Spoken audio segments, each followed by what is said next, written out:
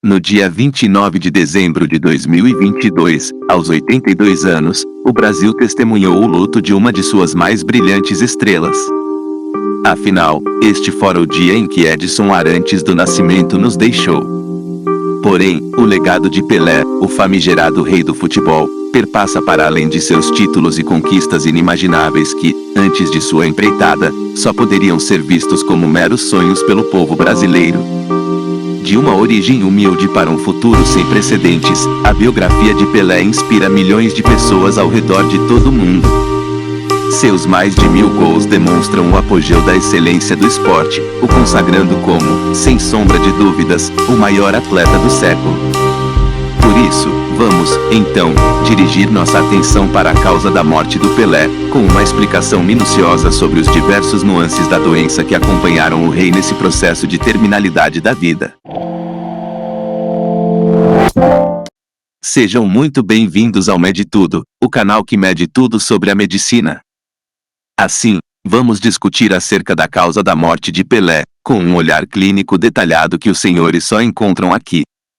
Enfim, o falecimento do Pelé foi declarado no atestado de óbito como decorrente de uma falência múltipla de órgãos, como complicação de uma doença anterior, o câncer de cólon.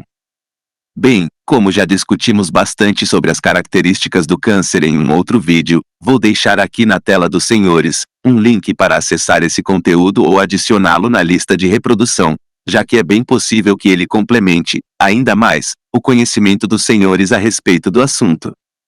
Como falávamos, o Pelé morreu em virtude das complicações de um câncer de cólon.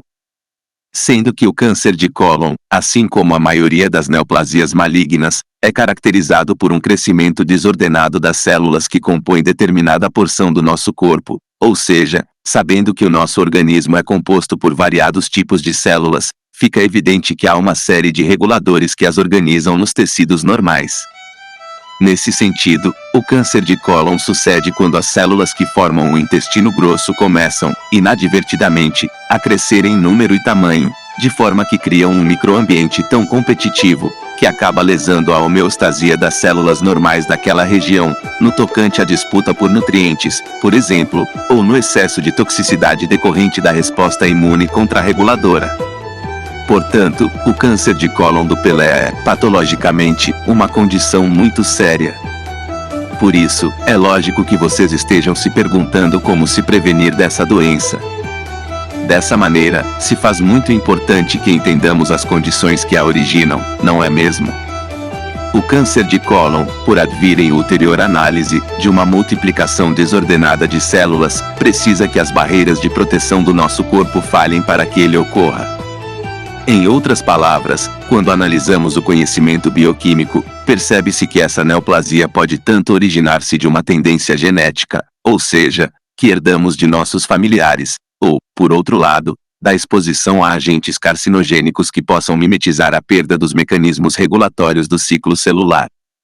Nesse quesito, a primeira ocorrência pode remontar à deficiência do gene APC, por exemplo, que impede mitoses nas células intestinais. Algumas pessoas, portadoras dessa síndrome familiar, acabam desenvolvendo numerosos pólipos no intestino grosso, que têm, por sua vez, alta probabilidade de tornarem-se malignos. Mas, os nossos hábitos de vida também influenciam na patogenia do câncer de cólon.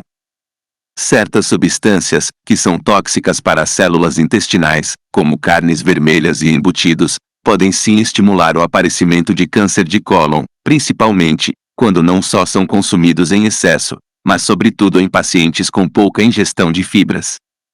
E isso é bem interessante na verdade, visto que as fibras, por alterarem a consistência do bolo fecal, dificultam o contato dos componentes cancerígenos dos embutidos com as células das criptas intestinais. Então, senhor, agora já sabe. Para diminuir as chances de desenvolver a doença do Pelé, basta parar de comer tanto salaminho e focar em folhas verdes. Brincadeiras à parte, um ponto que também chamou a atenção dos fãs, fora que, mesmo com os avanços da medicina, nos campos da cirurgia oncológica e da quimioterapia, nosso rei do futebol, que dispunha de um tratamento de ponta dada a sua condição, tivera este trágico desfecho. Nesse aspecto, vale lembrar que o quadro do Pelé já havia sido diagnosticado com metástase, que é justamente a mais grave e quase irremediável fase do câncer. Afinal, quando ocorreram metástases, as células malignas do cólon, ao atingirem a corrente sanguínea, foram capazes de se espalhar por outras regiões como o pulmão e o fígado do rei, culminando na falência múltipla de órgãos. Era mais isso, pessoal. Espero que os senhores tenham entendido melhor a doença que aflige o Pelé. Não esqueçam de se inscrever para ficar por dentro de outros vídeos como esse. Se ficaram com alguma dúvida, ou se quiserem contribuir com nossa discussão, não esqueçam de deixar seus comentários, que eu vou ler todos depois. Forte abraço e até a próxima!